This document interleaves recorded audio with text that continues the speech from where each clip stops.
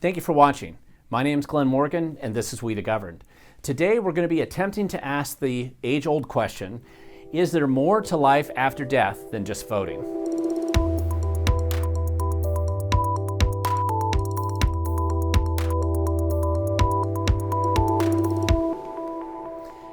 Okay, we're back with Washington State, and before I do any story from Washington State, I need to provide a trigger warning first, which is that this entire video has not been approved by the Ministry of COVID Compliance. So if you are primarily interested in only what the government Ministry of COVID Compliance wants you to hear, please listen no further. The rest of this message has not been approved.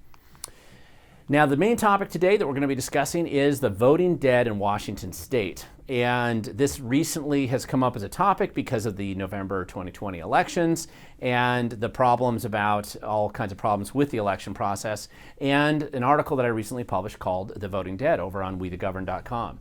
Now, this should not be confused or confusing to people if they've heard of The Walking Dead, the long-running AMC series. Now, that series is a lot more interesting than the topic we're going to be covering today, or the topic that I discuss in the article. But even though it's not as exciting, it is still very important. And the main issue that we uncovered with this article and that I wrote about was some citizens in the state raised the money and were able to do what's called a Social Security scrub on the entire voting database, which means that they're identifying the people that, according to the Social Security Administration, have died, and yet somehow they managed to vote. According to that report that they did, 7,228 dead people did vote in the November 3rd election, and there were 10,695 dead voters that were on the rolls entirely. So not all of them voted, but there were quite a few dead people on the rolls. That shouldn't be that way because they are, in theory, scrubbing these rolls every 30 days, and so it was a problem that had been uncovered, and it was significant. Now, that doesn't mean that that people can't fill out their ballots and die after they fill out their ballots and mail them in. That's how a mail-in voting system works. If this was poll voting, that would be even more concerning because it's usually pretty rare to have somebody resurrected from the dead and able to go in and actually fill out their ballot at a polling station. However, in a mail-in voting system, you will always have some people who got their ballots, filled it out, and then they died before the election night. So if you do a scrub at that point in time, you would see that they were dead, but they had actually died after they filled out the ballot.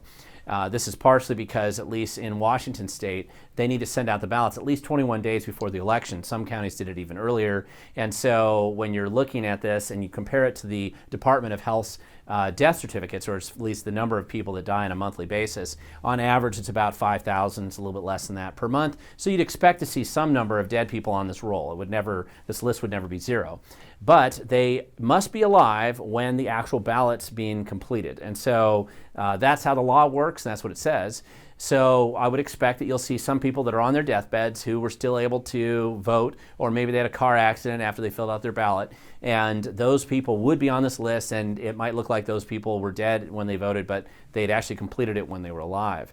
So even though they have lots of jokes and stories out there about dead people voting, that really isn't supposed to happen, and we shouldn't see numbers as high as this recent report indicates. And I will point out for the record that the report that we ran is the same one that's run by the vendor that the state of Washington uses to scrub their rolls every 30 days. So they should be looking at the same data that we're looking at, and yet obviously the voting records, the voting registration database has not been updated. So dead people who are completely dead and have been dead for a while, long before the ballots went out, they shouldn't be voting. We're not going to talk about the dogs who are voting or the cats. That's a topic for another video. And this has been a concern just because you see all kinds of stories in other states about people coming back from the grave or voting after they're dead, and the concerns that raises. That's obviously a problem.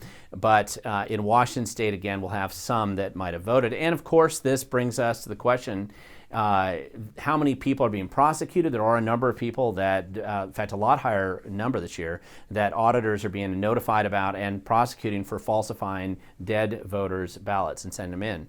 And we would like to actually find out how many people have done that.